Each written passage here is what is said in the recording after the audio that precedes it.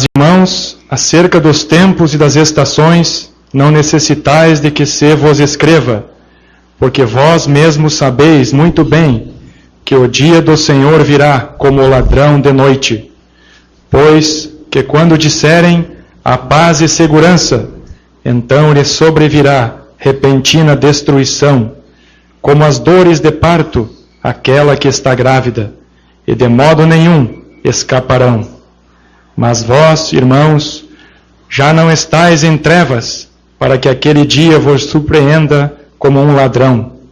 Porque todos vós sois filhos da luz e filhos do dia. Nós não somos da noite, nem das trevas. Não durmamos, pois, como os demais, mas vigiemos e sejamos sóbrios. Porque os que dormem, dormem de noite, e os que se embebedam, embebedam-se de noite. Mas nós que somos do dia, sejamos sóbrios, vestindo-nos da couraça da fé e da caridade, e tendo por capacete a esperança da salvação. Porque Deus não nos destinou para a ira, mas para a aquisição da salvação, por nosso Senhor Jesus Cristo, que morreu por nós, para que, quer vigiemos, quer durmamos, vivamos juntamente com Ele. Pelo que, exortai-vos uns aos outros, e edificai-vos uns aos outros, como também o fazeis. E rogamo-vos, irmãos, que reconheçais os que trabalham entre vós, e que presidem sobre vós no Senhor, e vos admoestam, e que os tenhais em grande estima e amor, por causa da sua obra. Tende paz entre vós. Rogamo-vos também, irmãos, que admoesteis os desordeiros, consoleis os de pouco ânimo, sustenteis os fracos, e sejais pacientes para com todos. Vede que ninguém dê a outrem mal por mal, mas segui sempre o bem, tanto uns para com os outros, como para com todos. Regozijai-vos sempre, orai sem cessar, em tudo dai graças, porque esta é a vontade de Deus, em Cristo Jesus, para convosco. Não extingais o Espírito, não desprezeis as profecias, examinai tudo, retende o bem, abstende-vos de toda a aparência do mal, e o mesmo Deus de paz vos santifique em tudo, e todo o vosso espírito, e alma, e corpo, sejam plenamente conservados, irrepreensíveis, para a vinda de nosso Senhor Jesus Cristo. Fiel é o que vos chama, o qual também o fará. Irmãos, orai por nós. Saudai a todos os irmãos em ósculo santo. Pelo Senhor vos conjuro que esta epístola seja lida a todos os santos irmãos. A graça de nosso Senhor Jesus Cristo seja convosco. Amém.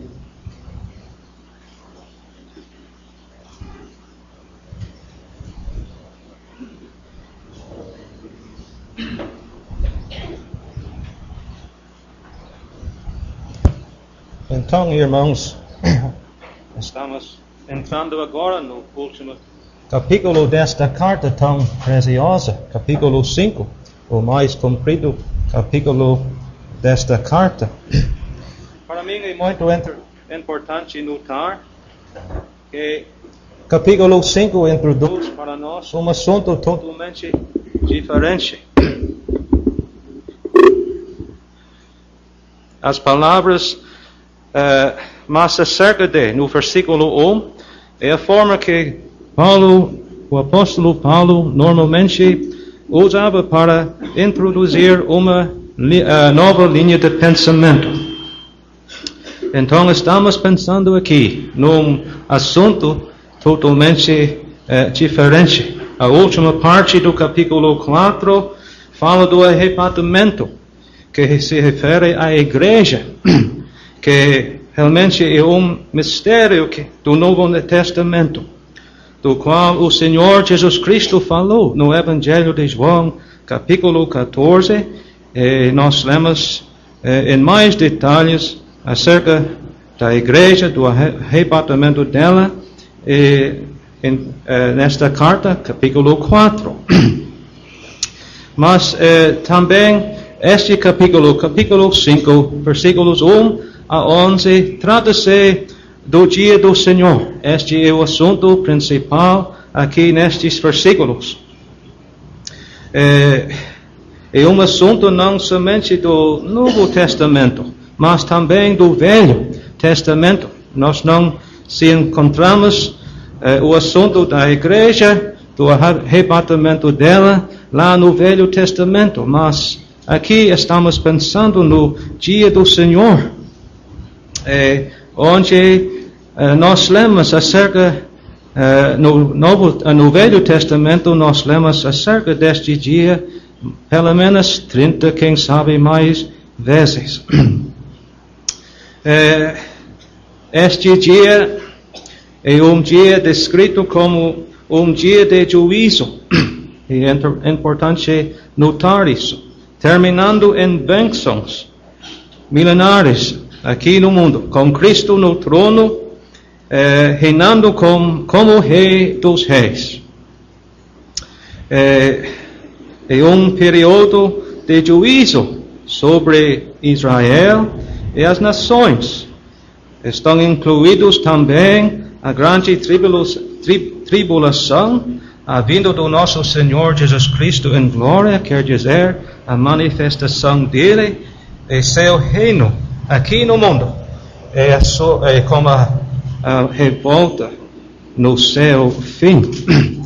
Mas temos de notar aqui que nós somos filhos da luz, somos filhos de Deus. Então, ele aqui, o apóstolo Paulo, neste trecho, ele faz uma diferença entre os filhos da luz e os das trevas. Nós que somos salvos, nós somos filhos da luz, nós pertencemos a Deus. Nós não somos da noite, nem das trevas. Nós somos filhos da luz, do dia, não do dia do Senhor, mas sendo filhos da luz, nós somos filhos do dia. Então, vendo que é assim, nós devemos ser um povo diferente. Nós não andamos aqui como os das trevas andam, não. Nós somos filhos da luz, filhos de Deus, pertencemos a Deus, estamos no caminho para o céu. Então, nós somos um povo separado do mundo, um povo diferente. Então, por isso, nós temos muito ensino para nós aqui neste último capítulo, acerca do nosso andar, não somente nas nossas vidas diárias, mas também na igreja local. O apóstolo Paulo fala aqui dos líderes, os anciãos da igreja local, os santos também, de várias outras coisas aqui nesta carta, das quais nós vamos estudar aqui esta tarde. Eu queria dividir o capítulo numa maneira simples, só para nos ajudar no nosso estudo esta tarde. Estava pensando, bem simples, nos versículos 1 a 11, o assunto é o dia do Senhor. É a distinção que há entre os filhos do dia e os da noite e das trevas. Versículos 12 a 15, nós lemos dos nossos deveres para como os anciãos da igreja local.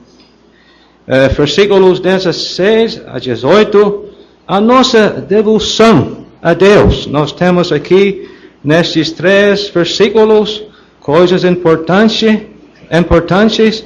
O apóstolo Paulo quer que o crente seja alegre, que ele ore e também que ele seja agradecido. Então, estamos pensando aqui neste trecho, nestes 3 versículos da nossa devoção a Deus. Versículos 19 a 22, nós temos aqui a demonstração do poder do Espírito Santo na igreja local.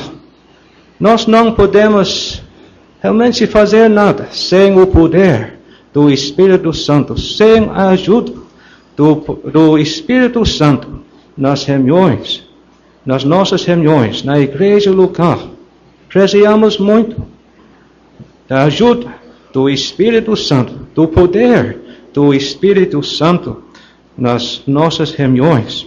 Versículos 23 a 24, nós temos poder divino, o poder de Deus, conservando os santos até que alcançarem o céu.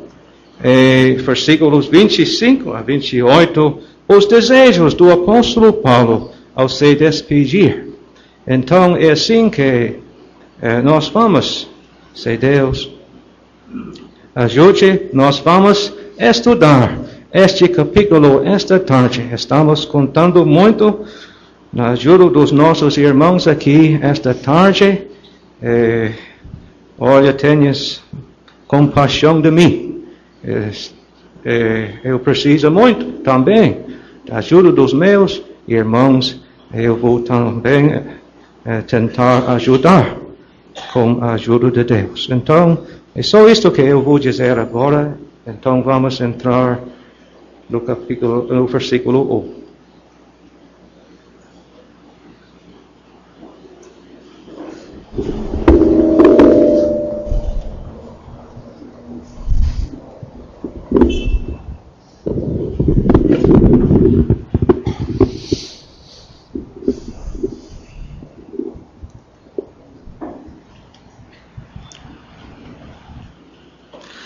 Quem sabe um irmão quer dizer alguma coisa em geral acerca do capítulo para nos ajudar um pouco mais.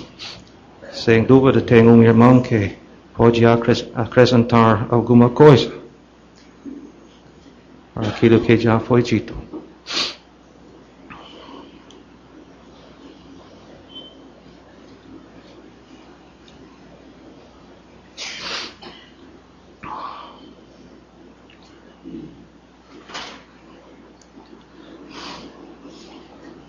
Ninguém quer dizer alguma coisa? Então, lemos aqui que ele diz no versículo 1, mas irmãos, acerca dos tempos e das estações. Esta frase nos faz lembrar das palavras do Senhor Jesus Cristo, em Atos capítulo 1, versículo 7, onde ele disse para os seus discípulos, não vos pertence saber os tempos, ou as estações que o Pai estabeleceu pelo seu próprio poder. Eu acredito que tempo se refere aos períodos ou dispensações, enquanto que estações denotam as características destes períodos. Tem uma relação íntima com a nação de Israel. Todo mundo sabe que a igreja ocupa um período sem datas, sem sinais. Por esta razão, o Senhor Jesus Cristo avisou da futilidade de marcar datas, tanto para o arrebatamento quanto para a sua vinda em glória. Mas vamos ouvir o que os nossos irmãos têm a dizer.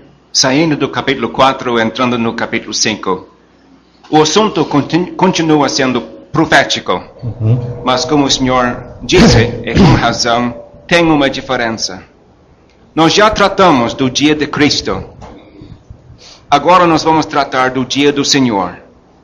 Nós devemos aprender a distinguir os dias nas Escrituras. Eu já disse o dia de Cristo. Isso tem a ver com o céu. Vamos dizer, os eventos futuros. Pensando no aspecto celestial, o dia do Senhor é mais ligado com a terra. Os eventos futuros que têm a ver com este mundo. Assim estamos deixando o dia de Cristo, ali no capítulo 4, no final, e agora nós vamos estudar um pouco sobre o dia do Senhor. Então, no fim do capítulo 4, a igreja já está no céu. Então, agora estamos pensando no dia do Senhor e o que vai acontecer depois do arrebatamento aqui neste mundo.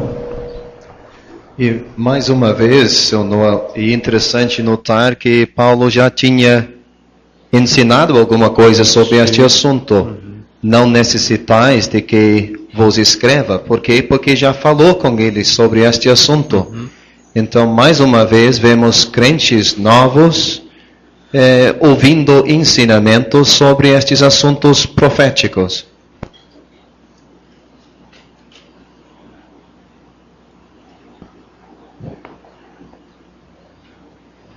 Será que eles pensavam, por causa da perseguição, dos sofrimentos, que já estavam no dia do Senhor?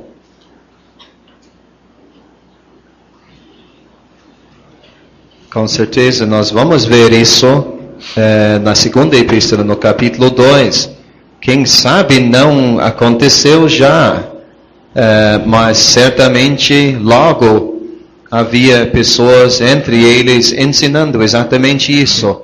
Por que vocês estão sofrendo tanto? É por causa do fato que o dia do Senhor já começou. Mas Paulo vai tratar deste assunto na segunda epístola, capítulo 2.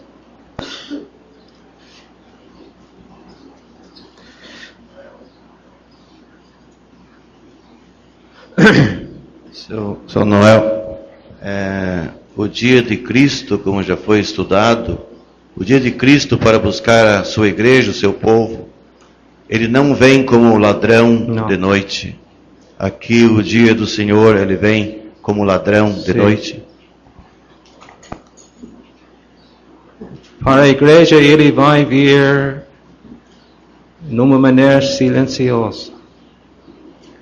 E o mundo não vai ouvir nada. Não vai ouvir. Só os crentes que vão responder.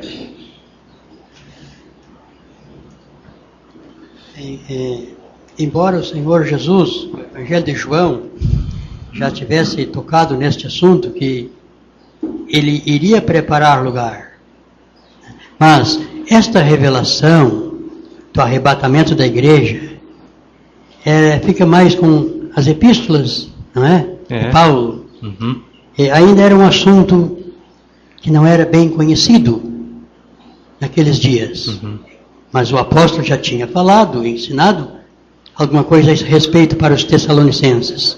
Mas, como já foi mencionado, elementos judeus e outros lá estavam perturbando os crentes, querendo dar para eles a ideia, o pensamento de que os sofrimentos deles já indicavam o dia do Senhor, quando não era nada disto.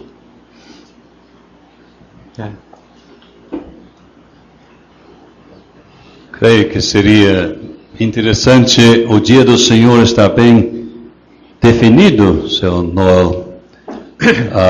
Nós estudamos hoje de tarde a vinda do Senhor Jesus até aos ares. Este não é o dia do Senhor. Não é. Não é.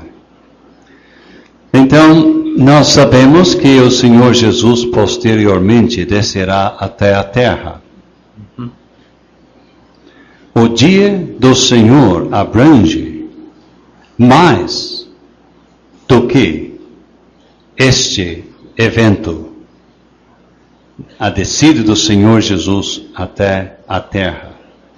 O dia do Senhor abrange mais. Então, amplie, por favor.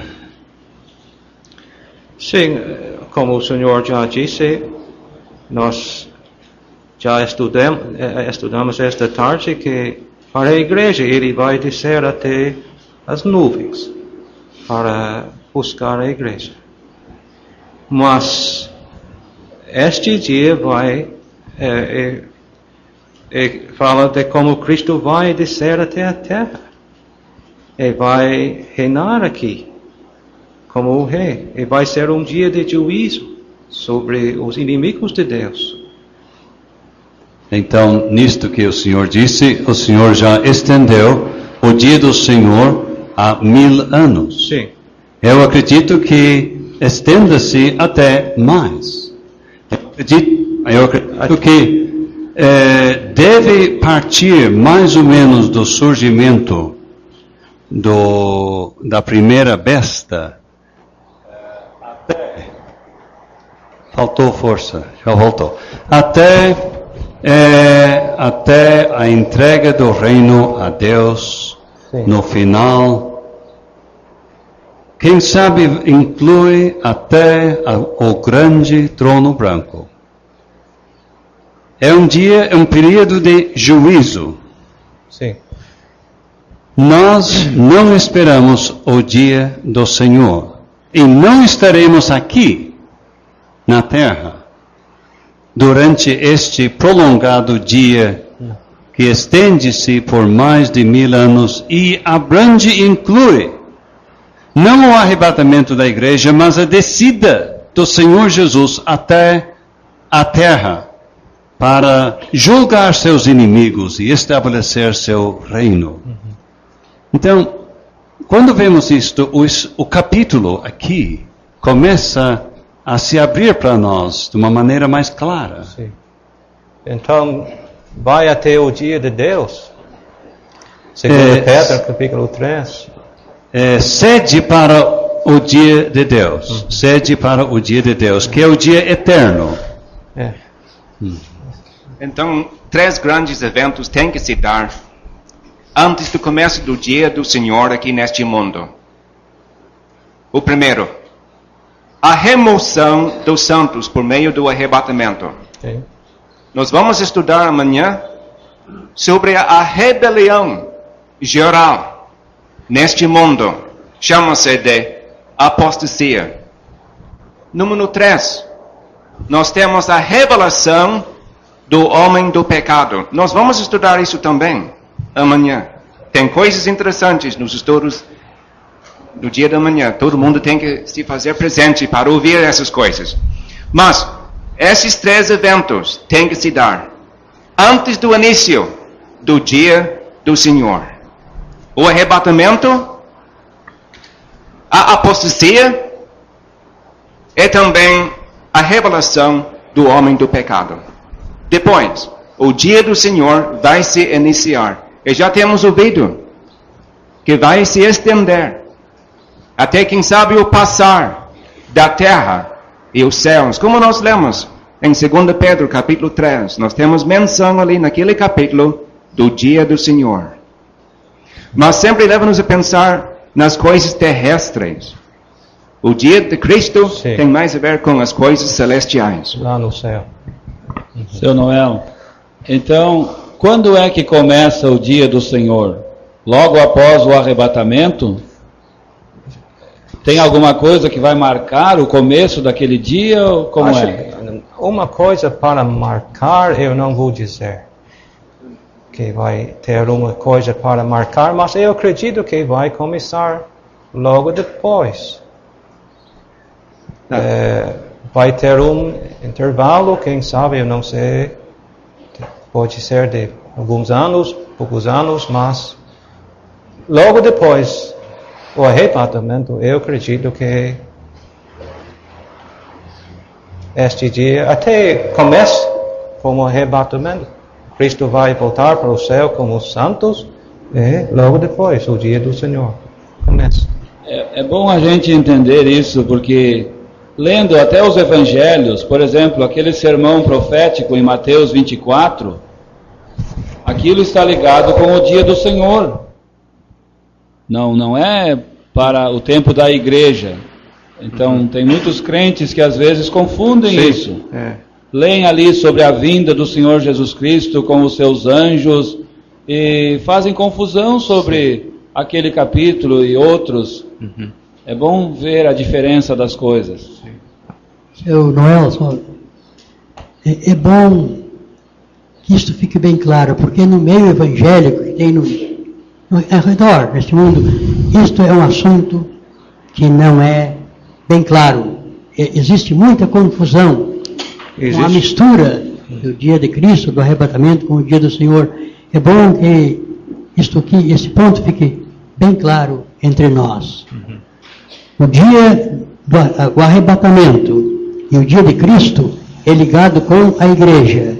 O dia do Senhor é com Israel e este mundo, as nações. Os gentios e as nações. Isto está certo.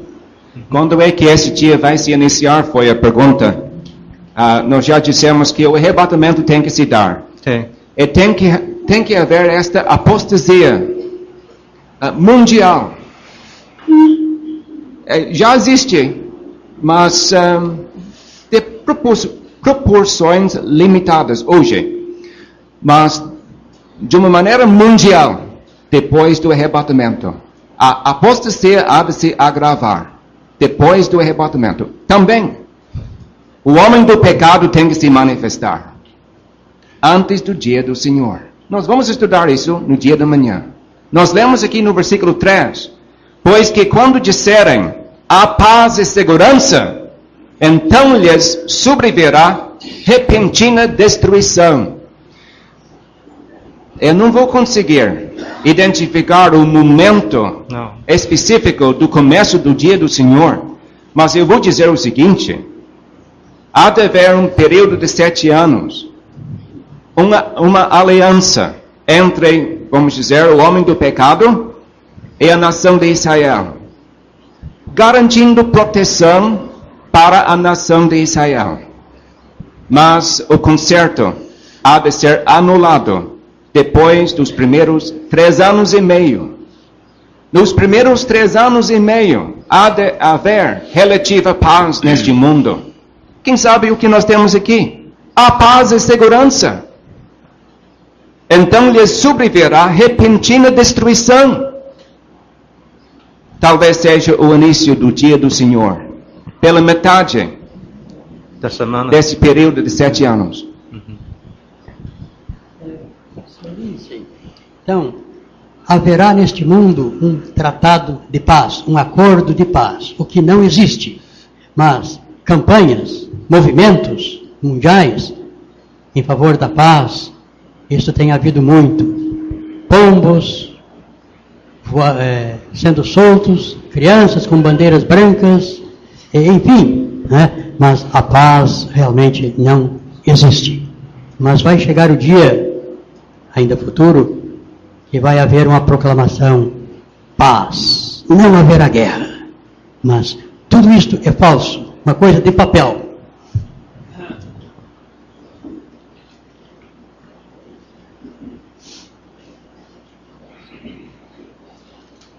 Então, aquele tempo, vamos dizer, a primeira metade daqueles 7 anos vai ser um tempo de relativa paz aqui no mundo. E o homem vai descansar pensando agora, chegou a hora para aproveitar da vida, tem paz, e vamos aproveitar bem. E como nós lemos aqui, Cristo vai voltar. De surpresa. Seu Noel, virá como o ladrão de noite. O que nós podemos tirar dessa expressão?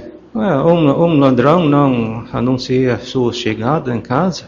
Não é esperado? Não, é esperado em casa. Ele chega de surpresa e deixa todo mundo com medo. O povo de Deus agora sabe que o Senhor vem. A igreja espera a vinda dele. Sim. Mas nesse dia de juízo, ninguém está esperando a vinda dele. Acha que não vai acontecer. Esta paz vai continuar. Mas, de repente, Cristo vai voltar para destruir, para julgar. Quando estiverem festejando, sim, isto.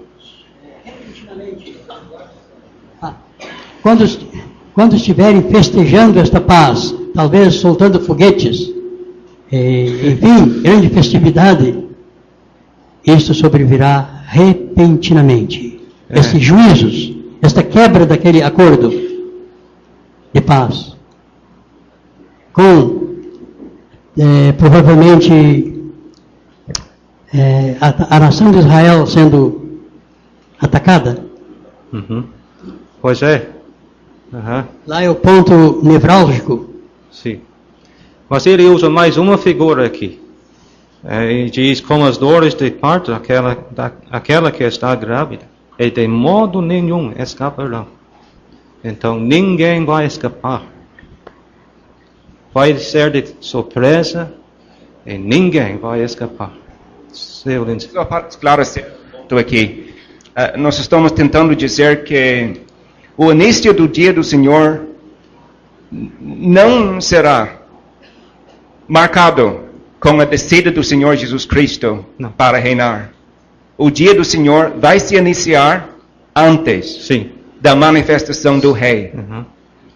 Quem sabe 3 anos e meio antes. Sim. De novo digo, nós não podemos confirmar, amados irmãos. Estamos pensando assim, pelo menos, só para ajudar-nos aqui neste estudo. Aquela última semana do livro de Daniel ficou interrompida e vai começar naqueles dias. Então, 3 anos e meio, então, provavelmente paz, depois a grande tribulação.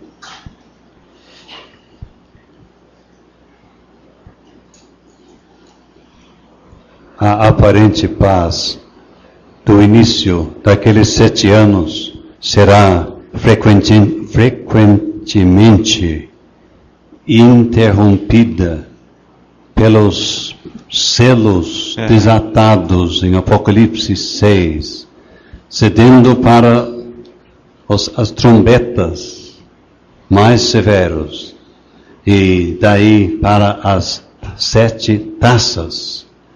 Então, aí nós temos 3 séries de julgamentos que serão derramados sobre este mundo neste período da tribulação, nos 7 anos. Olha, é totalmente possível que quem não está salvo aqui e ainda é novo vai passar por estas terríveis experiências, que serão indescritíveis. Esta mocidade.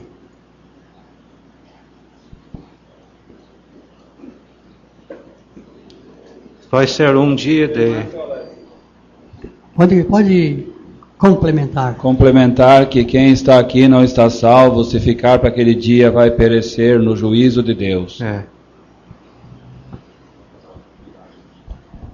Mas eu acho que cabe o alerta que há oportunidade agora para se preparar, porque ainda a porta da graça está aberta e há salvação para todos. E amanhã pode ser muito tarde, porque a vinda de Cristo está às portas. Então tem 2 figuras aqui. Sim, tem. Temos aqui o ladrão que vem de noite e temos a mulher grávida. O ladrão ele não anuncia a sua chegada. Previamente a sua chegada. Não. Nem a mulher grávida. Ela não sabe exatamente quando é que ela vai sofrer as dores de parto. E num sentido não tem como escapar. Tem de acontecer. Está grávida, então... A mulher grávida, o que é inevitável. Ao ladrão de noite, o que é inesperado. Então, é os 2 pensamentos. É inesperado, porém inevitável. O juízo virá.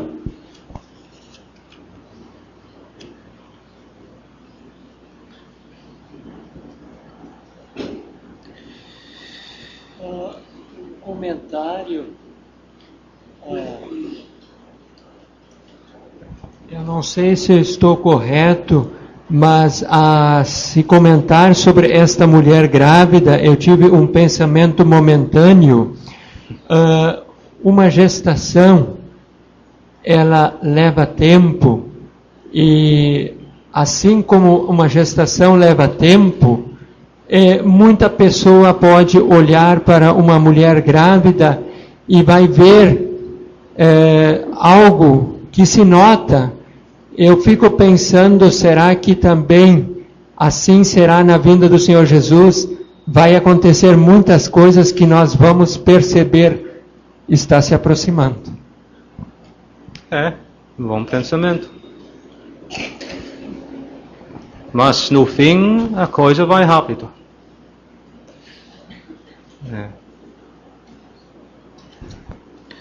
Versículo 4, lemos aqui: mas vós, irmãos, já não estáis em trevas, para que aquele dia vos surpreendendo, ainda como um ladrão. Porque todos vós sois filhos da luz e filhos do dia. Nós não somos da noite nem das trevas. O ladrão da noite não pode surpreender os salvos, porque nós não estaremos mais aqui. É isto? Não pode. O último versículo do capítulo 4 temos: consolai-vos uns aos outros com estas palavras, pensando no arrebatamento. Mas será que versículo 4 não é mais consolo para... Pois não vão enfrentar estes dias horríveis do dia do Senhor. Nós não vamos estar aqui. Nós vamos estar no céu.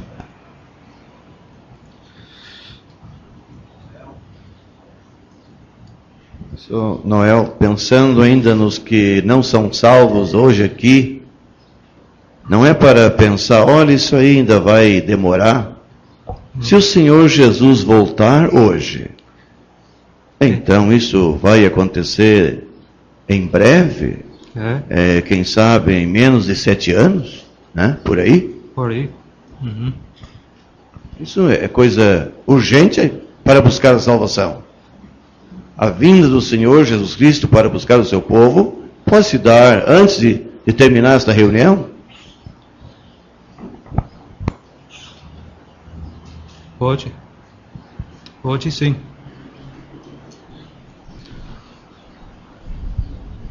Seu Lindsay falou na apostasia, ela já existe. Mas está se encaminhando para a sua realização, este movimento ecumênico da união das igrejas. E, enfim, um conjunto de coisas, de acontecimentos, vão encaminhar tudo para aquele dia. Haverá certamente uma convulsão social, um grande desequilíbrio financeiro, talvez neste mundo. E, enfim, o mundo vai clamar por alguém que tenha a capacidade ou o meio de controlar esta desordem. Então, vão surgir estas duas bestas para aquele tempo, enviados de Satanás, e o mundo irá recebê-los.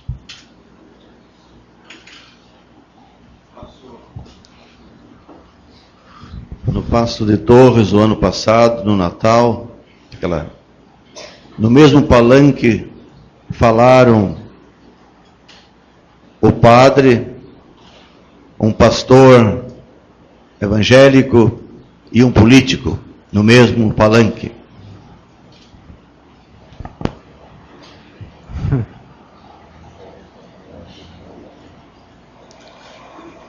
Versículo 5 nós lemos: porque todos vós sois filhos da luz e filhos do dia.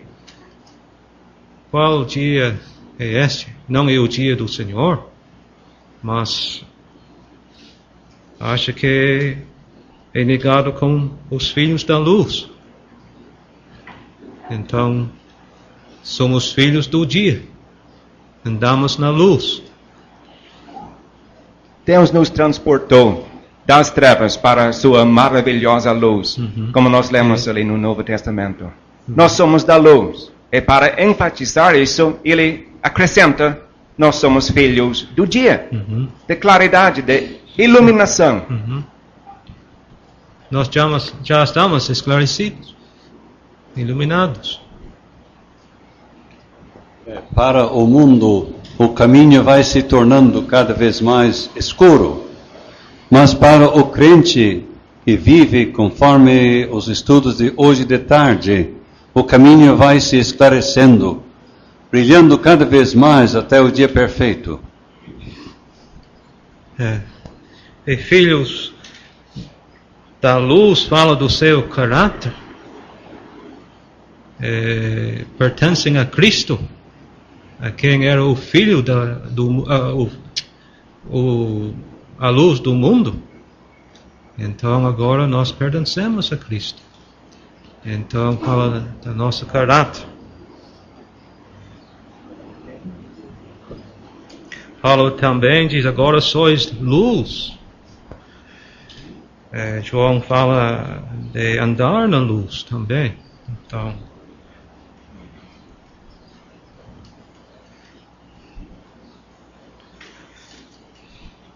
e o mundo é caracterizado pela noite, as trevas, mas nós que somos filhos da luz, somos do dia.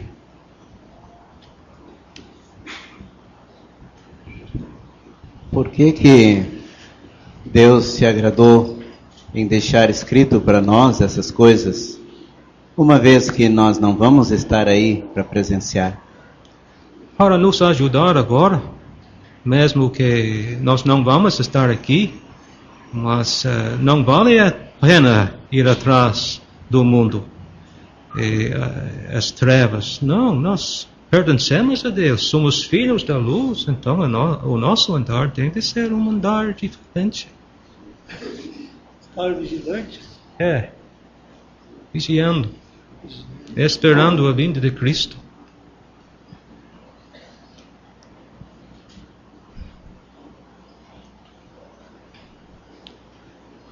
Não é para nós nos envolver muito nas coisas do mundo. Não.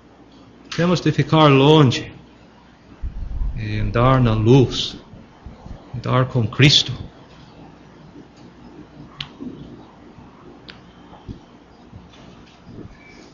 Em 2 Pedro, capítulo 3, nós lemos exatamente isso, no contexto do dia do Senhor. Nós lemos imediatamente depois, havendo, pois, de perecer todas essas coisas que pessoas vos convencer em santo trato e piedade.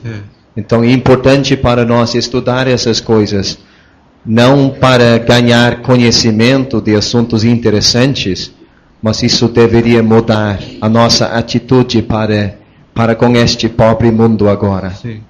Este mundo nosso está destinado ao juízo de Deus. Então não vale a pena gastar as nossas vidas, esforços aqui, em algo que vai ser julgado por Deus.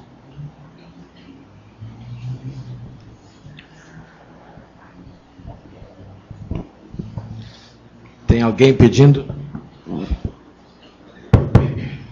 para nós usar a voz mais alta, porque alguns lá atrás não estão conseguindo ouvir. Opa. Falar mais alto. Mais alto? Tá bom.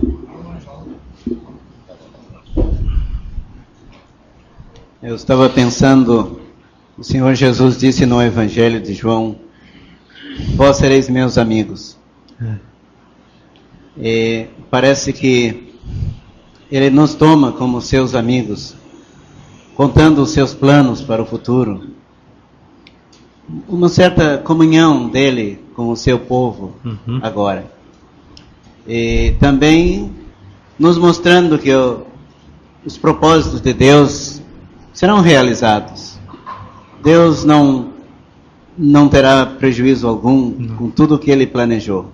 Isso nos anima agora, enquanto estamos vendo dificuldade na obra do Evangelho. Que Deus vai realizar o que Ele planejou. Vai agora mesmo. Também. Né? Esteve muito bom. Se nós não fôssemos salvos e vivêssemos neste mundo, saberíamos alguma coisa do que está escrito aqui? Creio que não. O mundo está dormindo.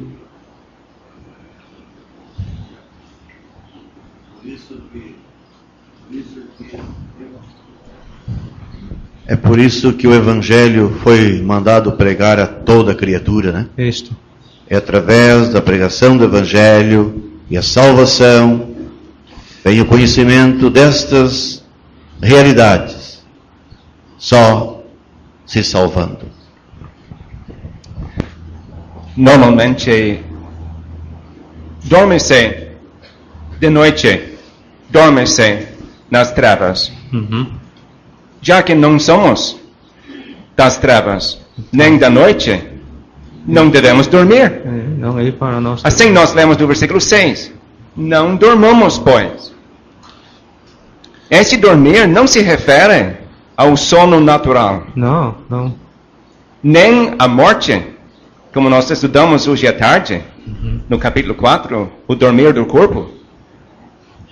Mas refere-se a indiferença, insensibilidade, relaxamento e a sonolência espiritual que possa nos caracterizar. Assim, amados irmãos, nós devemos nos conservar num estado de alerta e prontidão, não deixando desapercebido a aproximação do arrebatamento. Devemos ficar de olhos abertos, esperando a volta de Cristo a qualquer momento. Então o crente dormindo agora vai ficar como das trevas. Ele não anda na luz. Não está alerta. Eu estava lembrando da parábola das 10 virgens. Parábola das 10 virgens, as prudentes dormindo. Sim. De igual modo como as outras estavam. Não estavam atentos? Não estavam vigiando. Alertos. E será que tem crentes assim, meus irmãos? Hoje em dia? Eu acredito que sim. Infelizmente.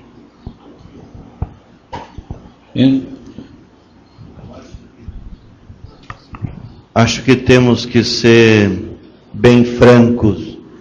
Está sendo tocado num assunto que eu acho que é muito pouco levado a sério. Ou melhor, pela maioria dos crentes. Muito pouco a sério. Eu acho que nós temos muito parecido com as 5 virgens prudentes. Estamos dormindo, né?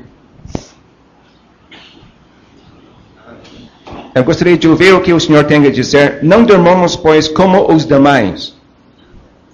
Os demais crentes? Acho que não. Os demais que não são salvos. No mundo, os descrentes. Então, os não salvos estão dormindo nos seus pecados. Sim, estão dormindo. Isto mesmo.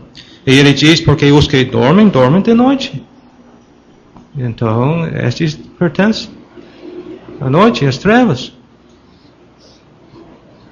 Então, dormir simplesmente não combina com um filho da luz. Não.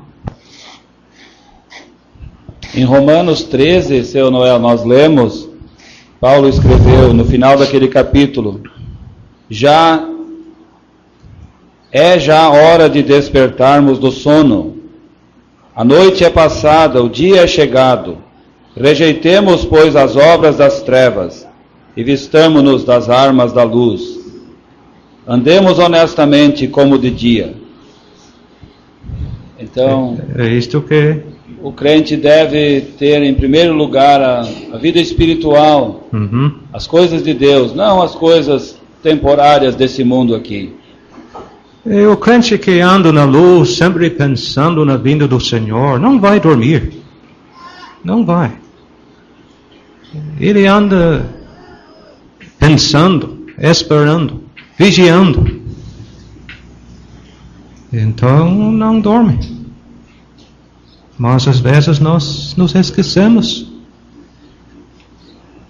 Como é as coisas? Como é que nós mostramos que não estamos dormindo? Em Efésios, Paulo chama a atenção deles. Desperta, tu que dormes. Levanta-te entre os mortos e Cristo te esclarecerá. Como é que nós sabemos que não estamos dormindo? Por falta de levar a sério das nossas vidas aqui, espirituais. A nossa vida aqui é muito importante, meus irmãos. E vai passar rápido. Então temos de aproveitar bem as coisas de Deus. Mas, infelizmente, não é sempre assim. E há alguns que não levem a sério. Temos dois verbos positivos em seguida aqui no versículo 6, no final. Mas vigiemos, isto é, mantendo-nos num estado de alerta e prontidão. Vigiando. Em seguida nós temos aqui, sejamos sóbrios. Isso leva-nos a pensar na necessidade de sermos crentes equilibrados, autocontrolados e sérios nesses últimos dias. Leviandade não deve caracterizar a pessoa salva. Então, essas são as marcas da pessoa que não está dormindo. Ela anda vigiando. É também uma pessoa autocontrolada, exercendo domínio de si próprio. Parece-me a ideia de uma pessoa perder a visão das coisas espirituais, um crente, e ficar tão envolvido, ocupado com coisas deste mundo, embora tendo ouvido essas realidades, mas ficou tão ocupado, tão absorto com as coisas do mundo, que as coisas espirituais perderam o sentido para ele. Está como os demais, dormindo. Sim, está. Nos mudamos.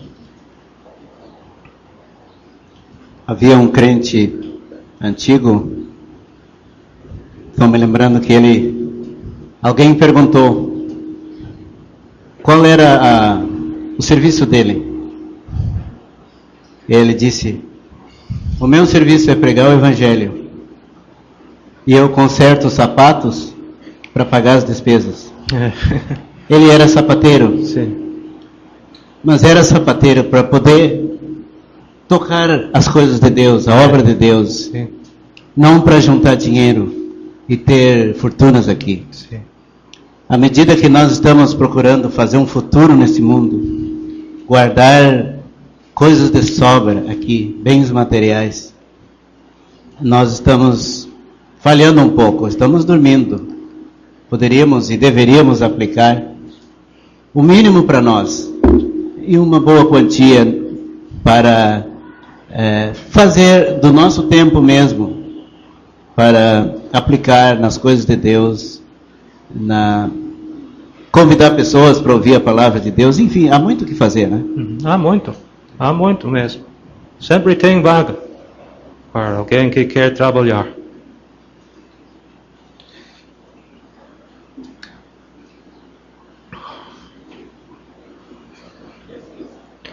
Os Tessalonicenses, seu Noel, como vimos em capítulo 1, animados, pregando o Evangelho, servindo o Deus vivo, esperando a vinda do Senhor, eles não estavam dormindo. Não estavam. Estavam bem acordados, né?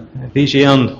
Então, quando um crente, as reuniões perdem ele perde o interesse pelas reuniões, pelo povo de Deus, pela obra de Deus, olha, o sono está chegando, hein?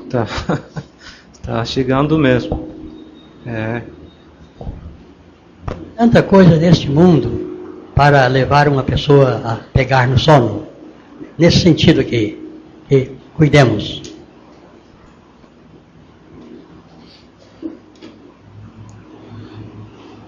Assim aqui no versículo 7 lemos, porque os que dormem, dormem de noite. Já estudamos isso. O apóstolo está afirmando tudo isso agora.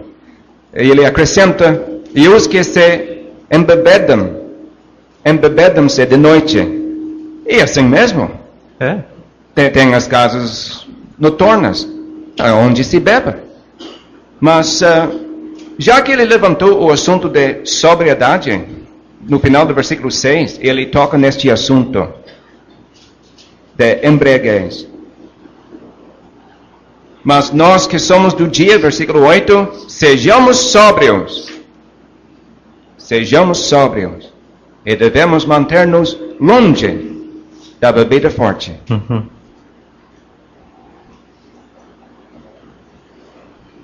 Embriaguez indica leviandade. Nós precisamos estar acima destes excessos de leviandade. Claro, podemos sorrir, achar graça a certas coisas, isto é natural. Mas pode haver um excesso de leviandade que acaba roubando o tempo e atingindo a vida espiritual e prejudicando a vida espiritual. E nós, como crentes, devemos evitar o excesso de leviandade.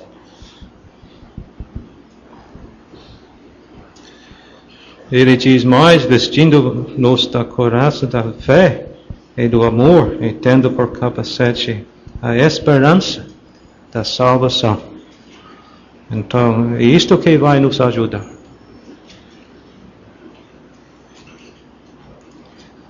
Neste conflito.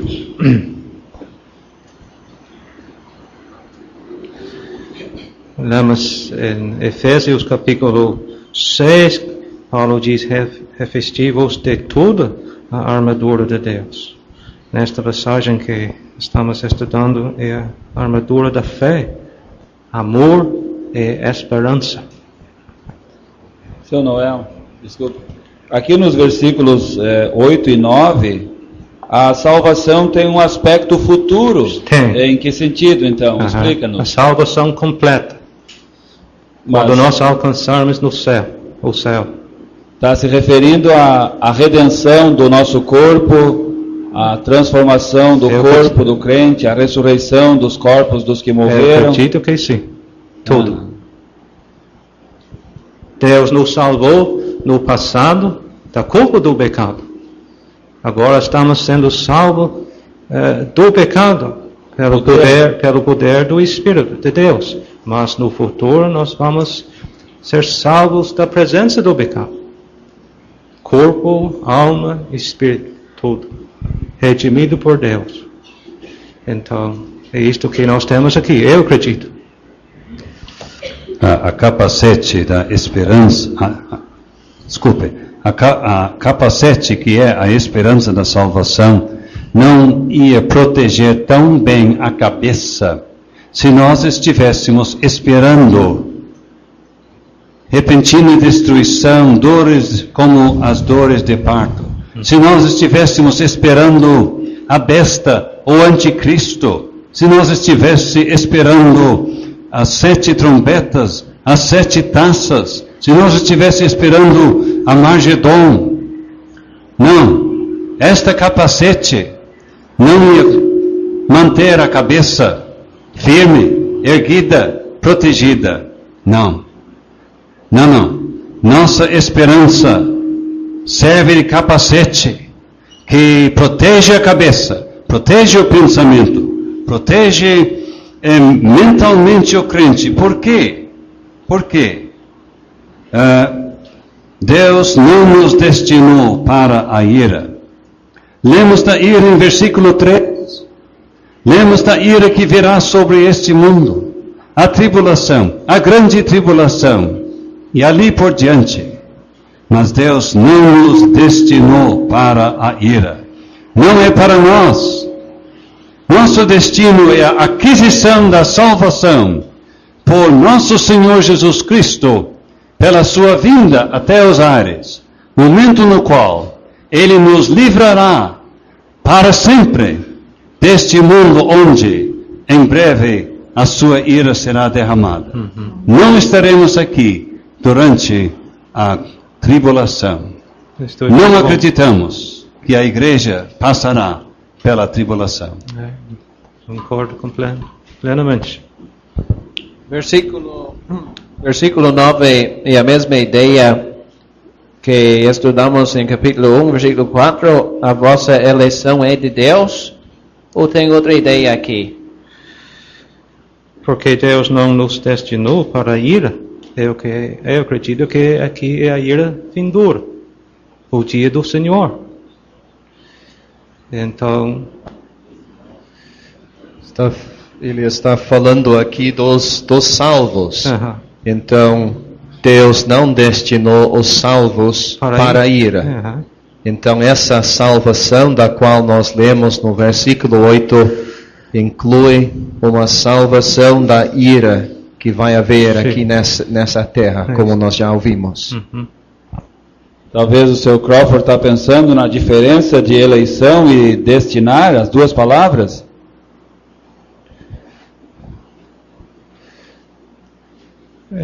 Quem sabe um dos... A palavra eleger simplesmente quer dizer escolher. Destinou quer dizer que colocar. Então, as palavras são diferentes, mas as ideias não são tão afastadas, sabe? São quase iguais.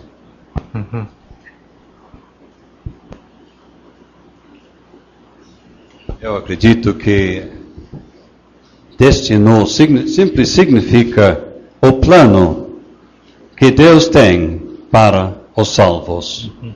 E não teria nada a ver com aquele assunto de eleição antes da fundação do mundo. Simplesmente o grande plano, o grande destino que Deus tem para cada um. Isto é, que seja arrebatado para o encontro com o Senhor Jesus nos ares e assim livre da tribulação que há de vir sobre este mundo.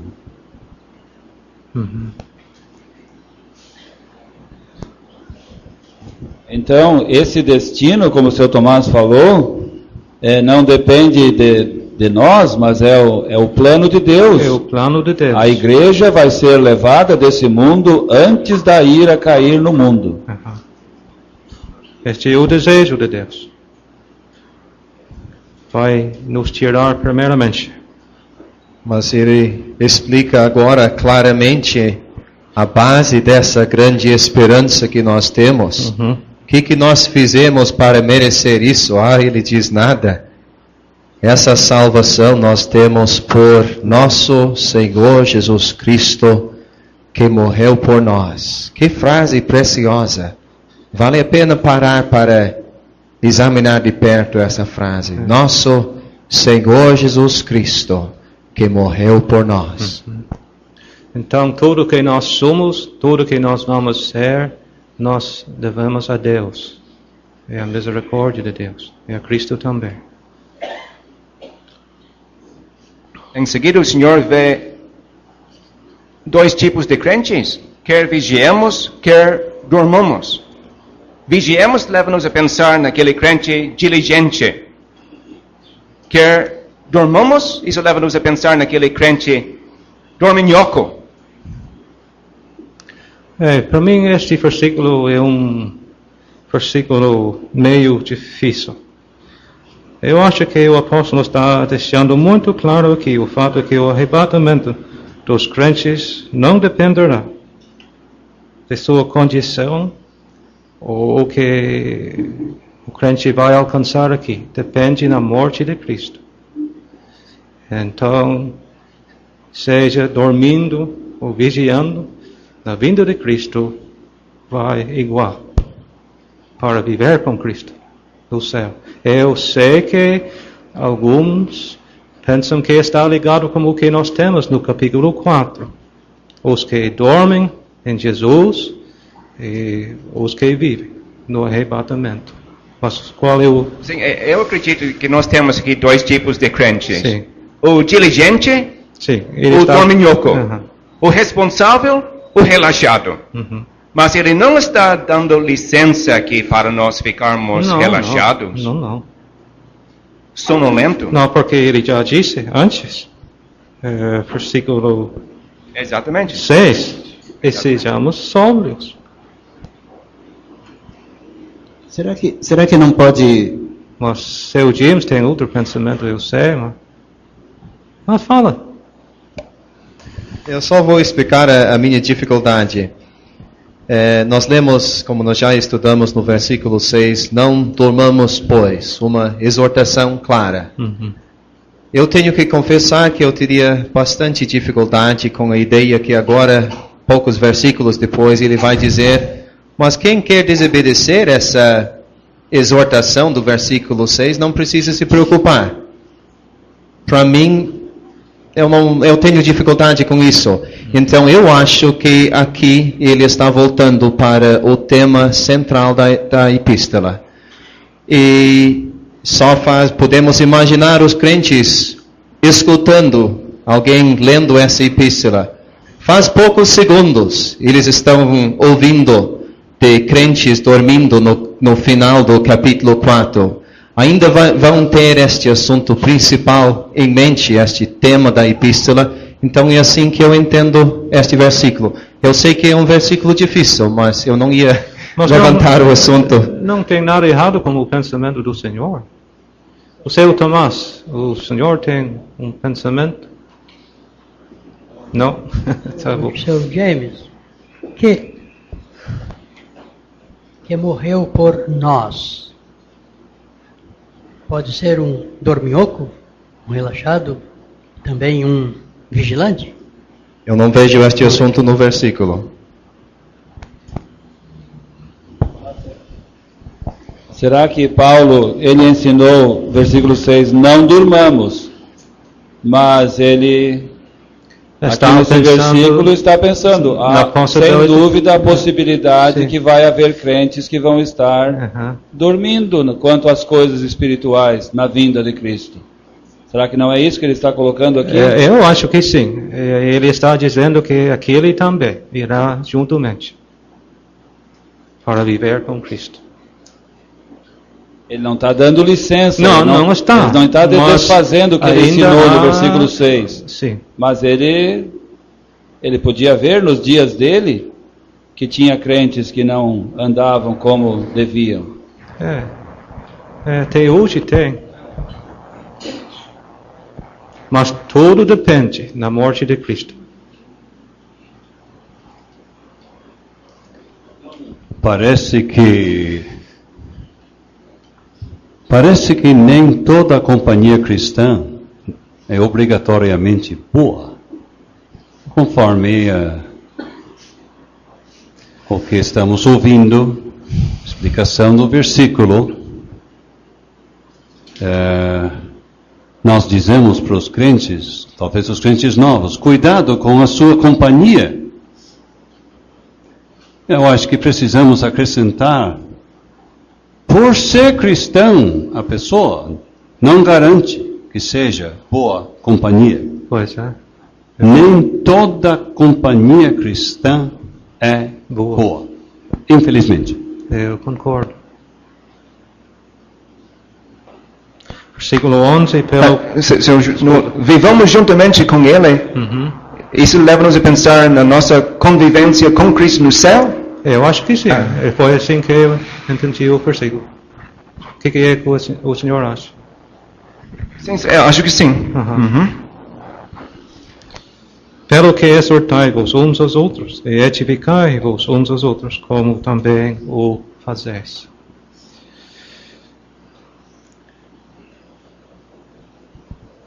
Será que nós podemos pensar sobre dormir aqui?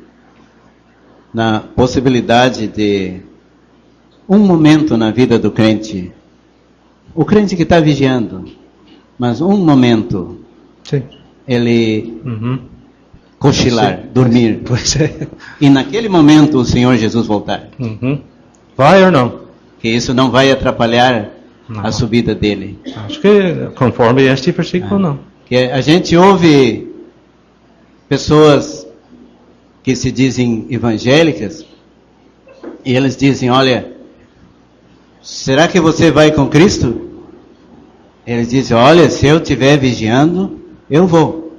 Mas se eu não estiver vigiando, naquele momento eu fico. É assim vive o povo evangélico. Pois é. sem nada, sem certeza nenhuma. Mas não tem nada a ver, né? Não tem nada. A nossa salvação depende da morte de Cristo. E o nosso futuro também depende da morte de Cristo. Sobre o que o Carlos falou, a salvação dessas pessoas realmente está na perseverança deles ou na vigilância deles. Se não perseverarem, não vão para o céu. Se não estiverem vigiando, ficarão para trás. Não tem nada? Não tem. Não é salvação, né, seu Alessio? É uma grande ilusão. Eles não têm nada e nunca vão ter nada assim, coitados. Salvei, mas se eu não persevero, eu perco a salvação. Isso não é a salvação. Mas, irmãos, temos de ir para diante. Versículo 12, rogamos-vos, irmãos. O assunto muda aqui um pouco. Rogamos-vos, irmãos, que reconheçais os que trabalham entre vós e que presidem sobre vós no Senhor e nos amoestam. Então, ele está falando aqui dos líderes na igreja local. Então, sendo que esta é a primeira carta que o apóstolo Paulo escreveu, nós estamos pensando aqui, como ele fala dos anciãos, a necessidade de tais homens na igreja local. Tem de ser ordem, precisa de homens para governar, alimentar, ajudar o povo de Deus. Mas título ele não usa aqui. Para mim isto é interessante. Ele diz que são reconhecidos pelo seu trabalho, homens que trabalham entre vós. Então, seu Jores. Eu sei que o ensino aqui não é tanto para os líderes, mas mais para nós e a nossa atitude para com eles, né? Mas eu estava notando, eu acho que é muito perceptível a ordem de 3 verbos aqui: trabalham, presidem e admoestam. Pois é. Então, aquele que chega à liderança numa igreja é aquele que antes trabalha. E aquele que admoesta os crentes deve ter autoridade espiritual, autoridade moral. Isso então, é muito bom, senhor. Trabalho antes de presidir e autoridade antes de admoestar. Seu Noel, será que isso aqui não faz parte do relatório de Timóteo? Ele voltou e disse para Paulo: olha, Paulo, tem irmãos lá que estão mostrando as qualificações como líderes na igreja. Eles trabalham, eles têm interesse pelos crentes, eles se sacrificam pelo bem deles. Eu penso que talvez Timóteo trouxe essas. Que será que Paulo saiu de lá e já tinha alguns anciãos na igreja? Olha, não sei. Mas certamente quando o Timóteo voltou, tinha. Mas é uma maravilha que dentro de um ano, vamos dizer, manifestaram-se homens com as características de anciãos em Tessalônica. Homens que trabalharam, o verbo quer dizer trabalhar até cansar. Isto. Presidem quer dizer governar, liderar, dirigir, tomar a frente. Admoestar, avisar, advertir, instruir. Então temos homens aqui que estavam fazendo a obra de ancião. Isto. E ele destaca muito aqui o trabalho deles. É um trabalho, sabe? Não é a questão de chefiar e mandar. Não. É um trabalho cansativo.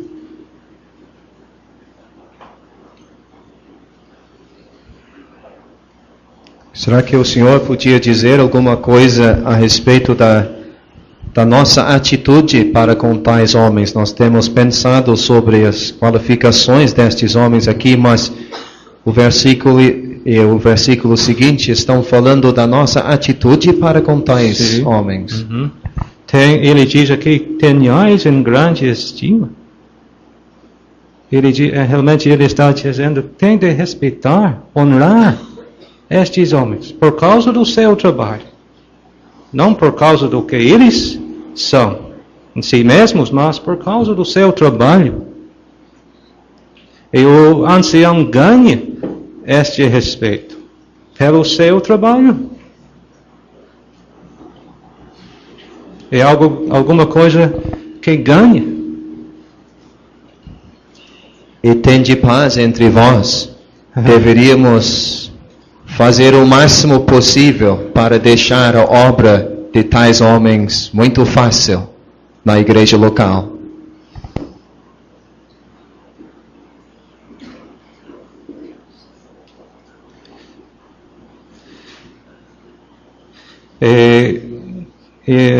O fato que ele diz que trabalham indica que tinha mais do que um. Os que trabalham é plural, então tem de ser mais do que um.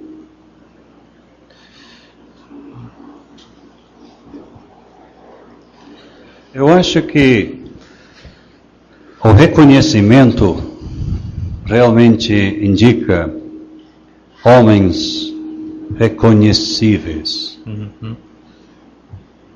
Com certeza, através dos anos, certos homens têm sido indicados para assumir uma certa liderança. E é evidente, com a passagem do tempo, que os crentes simplesmente não reconheciam ali um pastor, um líder. Não havia postura, não havia peso, não havia. Então, estes homens têm que ser homens aos quais o povo de Deus possam reconhecer. Uhum. Ele é o artigo. Uhum. Podemos segui-lo e respeitá-lo e obedecê-lo. Sim. Quando não é o artigo, como é que o povo de Deus vai forçar um reconhecimento? Não tem como. Então, eu vejo no versículo algo tanto para os que lideram como para os crentes que estão junto com eles na igreja. E sabemos também que tais homens estão levantados entre nós pelo Espírito Santo. É o artigo genuíno. Isto mesmo. Seu Henrique. Era exatamente isto que ia dizer. Atos capítulo 20 nos mostra que são preparados e levantados pelo Espírito Santo. Uhum. E são reconhecidos por causa da sua obra. É isto que ele destaca aqui.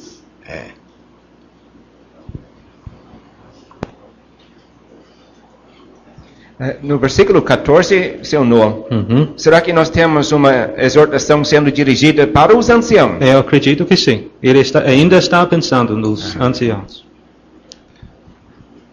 Então, os anciãos têm a responsabilidade de admoestar os desordeiros. Isto. Qualquer irmão não tem como fazer isso. Não. Esses desordeiros são gente que está fazendo bagunça na rua, seu Noel? São irmãos na igreja? Isso. Desordeiros? O que quer dizer isso? Homens que estão fora do passo, não... acho que é uma palavra militar, que não se mantém. Estão fora da linha, não estão acompanhando a linha certa. Eu acho que é importante de entender que não estavam fazendo bagunça na igreja, ou criando desordem nas reuniões. Parece que este não era o problema. Estes desordeiros. Se é que identificamos eles com aqueles que temos mais adiante que não queriam trabalhar. Será que a desordem era esta? Acho que sim, senhor.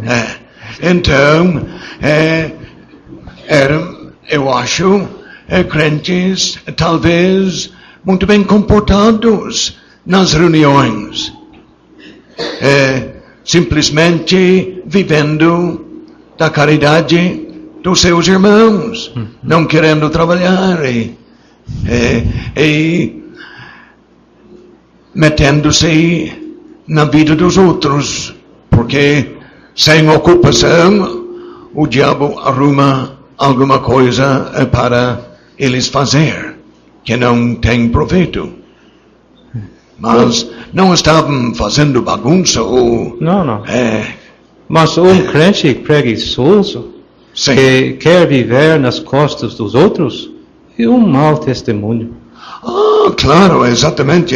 É isto que ele está mostrando, mas a palavra desordeiro que nós acostumamos a usar não descreve exatamente uma pessoa assim, porque este que não quer trabalhar, acredito, podia vir na reunião e se sentar e talvez fazer uma oração e não criar problema nenhuma na reunião. Eu acho que nós já estudamos no capítulo 4, versículo 11, sobre os desordeiros, os incômodos, intrometidos, inativos.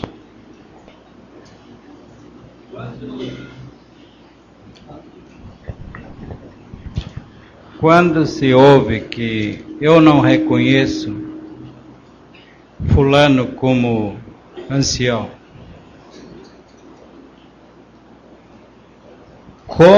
quando a gente ouve que alguém diz, eu não reconheço o fulano como ancião,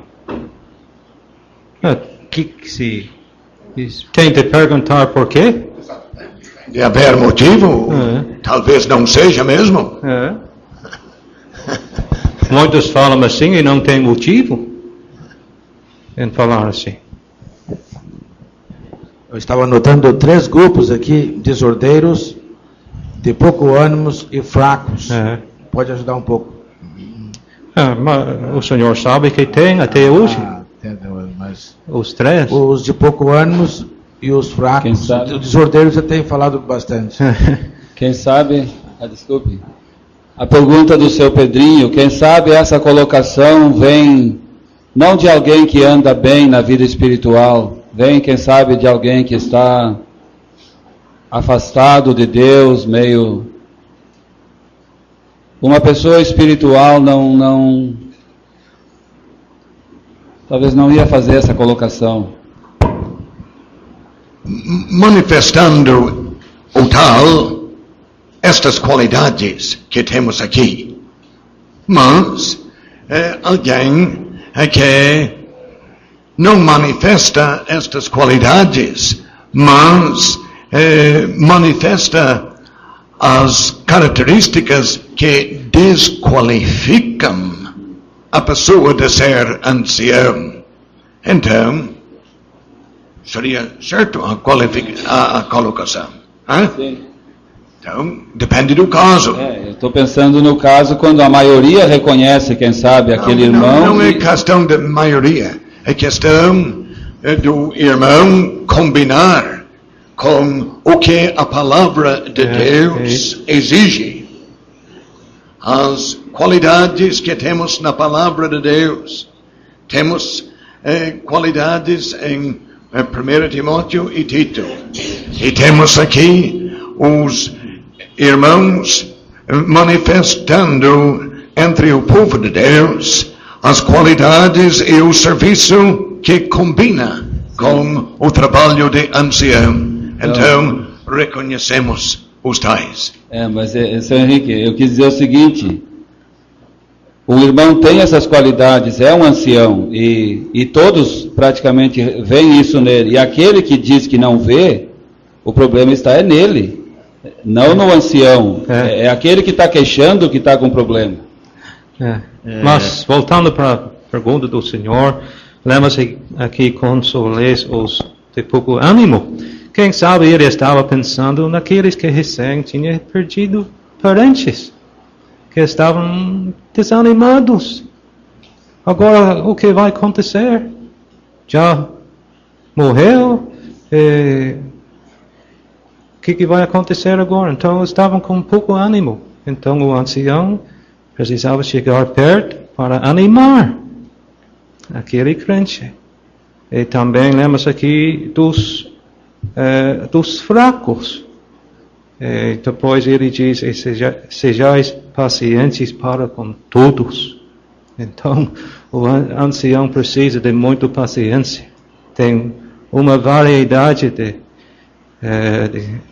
dos crentes, lemos aqui dos desordeiros, e os de pouco ânimo, e os fracos. Então ele precisa de muita paciência.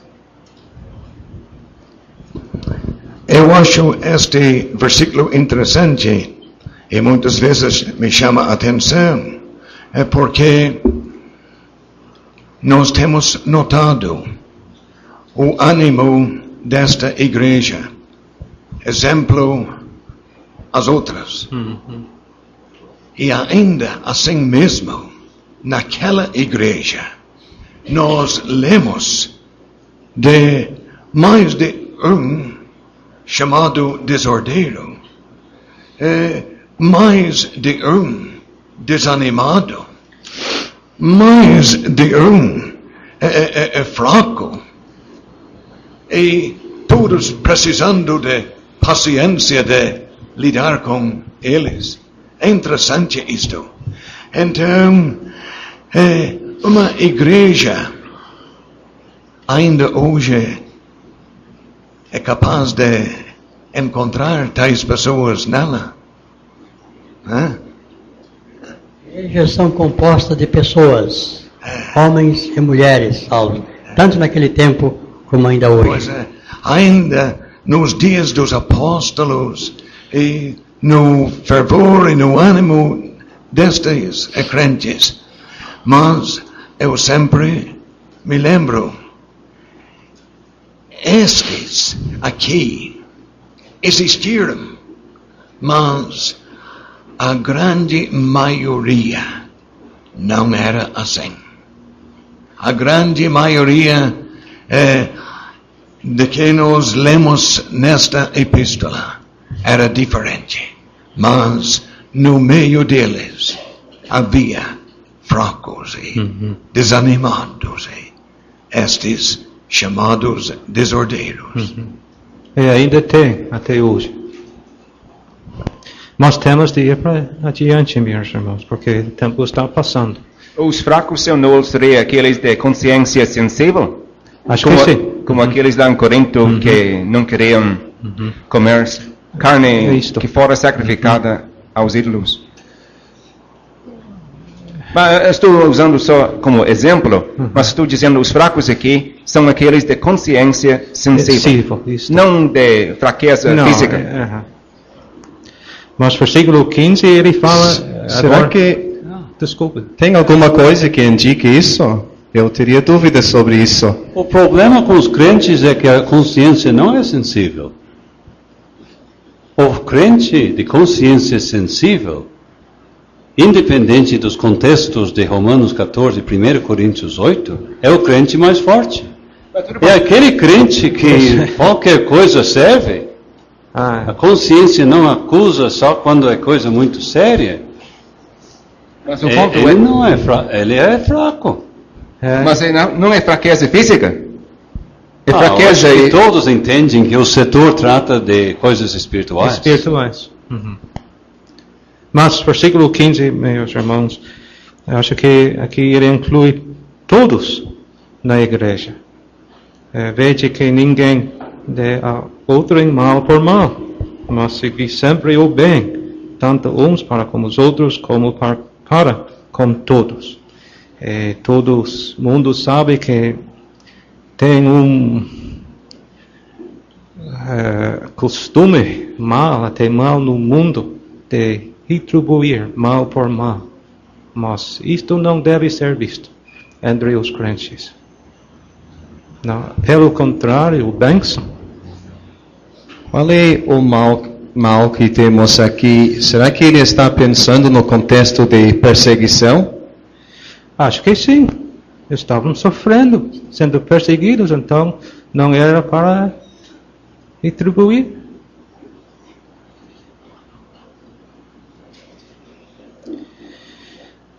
Versículos 16, 17, 18, eu acho que nós temos aqui a nossa devoção a Deus. Ele fala e diz que o crente tem de ser alegre, precisa orar e ficar agradecido, sempre.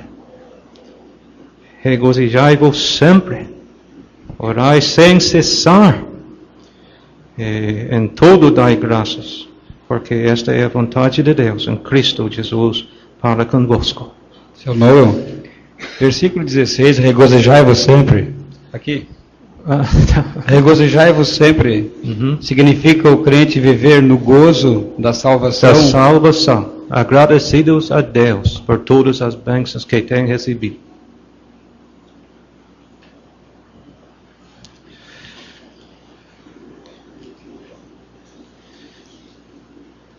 E andar no espírito de oração.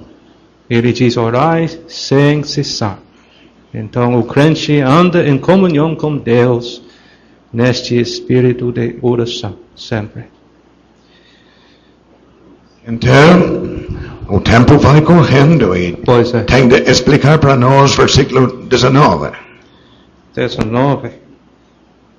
Pois é, também aqui temos um trecho muito importante. Não extinguais o Espírito Santo. Acho que temos aqui a obra do Espírito Santo na Igreja de Deus. E nós precisamos muito da ajuda do Espírito Santo na Igreja local. Porque realmente sem o poder e a ajuda do Espírito Santo nós não podemos fazer nada. Então, o que quer dizer extingais o Espírito? Apagar, sufocar o Espírito Santo. Pelo desprezo das profecias, pelo desprezo daquele ministério que vier de Deus.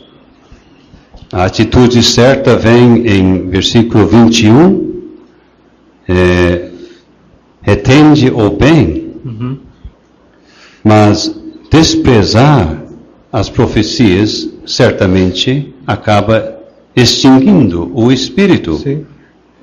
Entristecendo, comprometendo sua liberdade na igreja, no ministério, como no nosso caso, que não temos as profecias. O compromisso aqui seria da congregação. Sim, eu acredito que sim.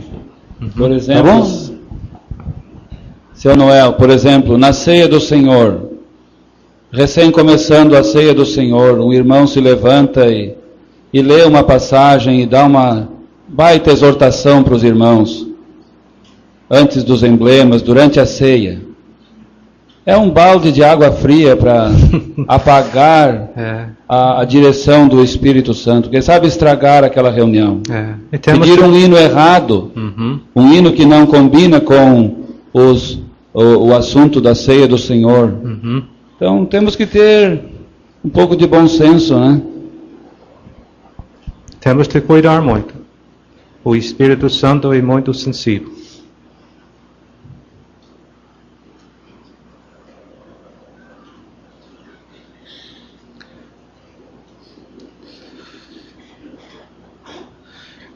Como o seu Tomás já disse, naquele tempo não tinha Bíblia como nós temos em nossos dias.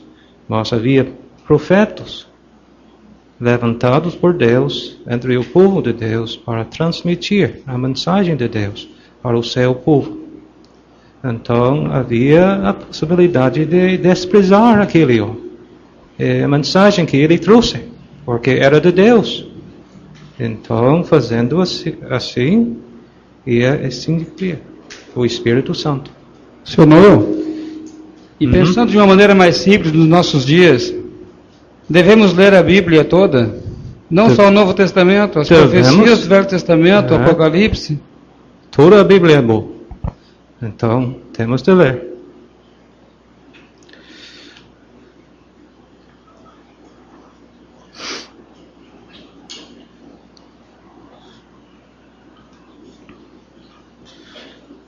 Alguém mais nestes versículos, porque temos de correr. Versículo 23. E o mesmo Deus de paz vos santifique em todo o vosso espírito, e alma e corpo sejam plenamente conservados e irrepreensíveis para a vinda de nosso Senhor Jesus Cristo. Nós temos aqui o desejo de Deus. Só voltando atrás um pouquinho, examinai tudo. Isso está ligado com o que alguém se levantasse naquele tempo para ensinar alguma coisa ligado aqui com profecias, cabia aos outros discernir se aquilo era de Deus.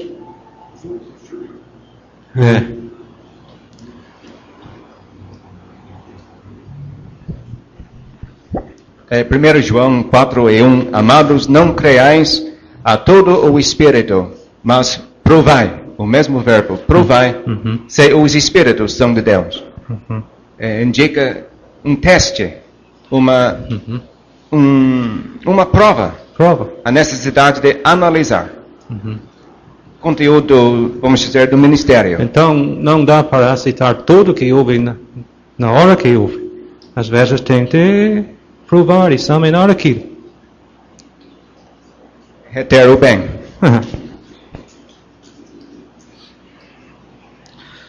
Mas, quem sabe, os nossos irmãos podem nos ajudar agora nestes versículos 23 e 24. Temos aqui mais uma vez o assunto de santificação. E lemos aqui que é Deus que o Deus de paz, e o mesmo Deus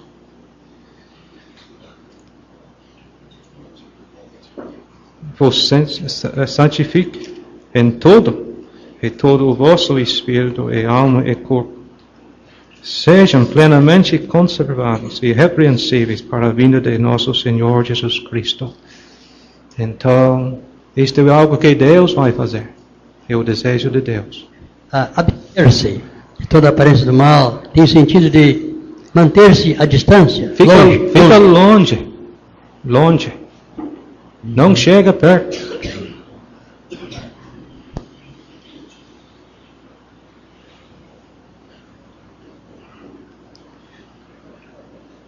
Então, versículo 23, um tipo de oração. É isto.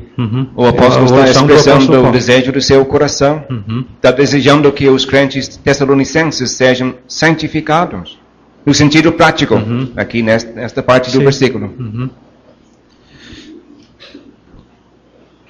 Mas ele sabe que ele não tem como fazer isso. O apóstolo Paulo. Mas Deus tem. Como conservar, preservar o seu povo até o fim. Corpo, alma e espírito. Seu Tomás. Conseguia distinguir os três. Pois é, o espírito, quem sabe, é a parte que está mais ligado com Deus. A alma como os desejos, vontades que o homem tem, a pessoa tem. Temos aqui também o espírito, a alma e corpo está ligado mais como o mundo. O que tem. O senhor talvez, com certeza já tenha ouvido a comparação da mulher cristã, dia de inverno, se aproxima da vitrina, e ela vê um casaco bem bom. E ela se lembra, se eu tivesse este casaco, então ia me agasalhar bem nesse dia tão frio. Daí ela olha de novo e ela diz, imagine só eu estreando nesse casaco. Primeiro era o corpo dela, agora é a alma dela. Mas ela olha de novo, olha o preço, e pense bem, cabe a mim andar neste casaco como cristã? Cabe a mim gastar esse dinheirão? Acho que não. Agora é o seu espírito. Então, o espírito é o espírito que julga. É o espírito que julga. Que julga, exatamente. Uhum. O espírito nos liga com Deus.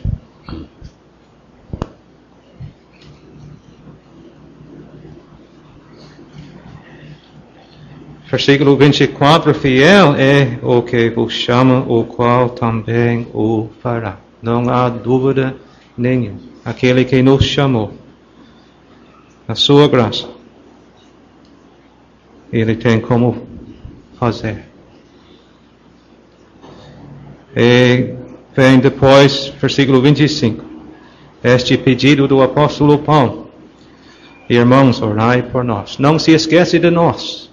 Nós também precisamos muito das suas orações. Nós estamos na frente da luta, do trabalho, e nós precisamos muito das suas orações. Ele não estava acima das orações do povo de Deus. Sentia muito a necessidade disso. Aquele homem com a altura espiritual, ele teve a compreensão das verdades divinas. Ele não prescindia das orações dos outros. Ele pedia as orações dos outros. Nós lemos de como ele orou sem cessar a favor dos crentes, mas também ele precisava. E todos nós precisamos das orações dos nossos irmãos. Pelo menos eu sinto a necessidade disso. Em versículo 26, o que é que meus irmãos vão dizer acerca do ósculo santo?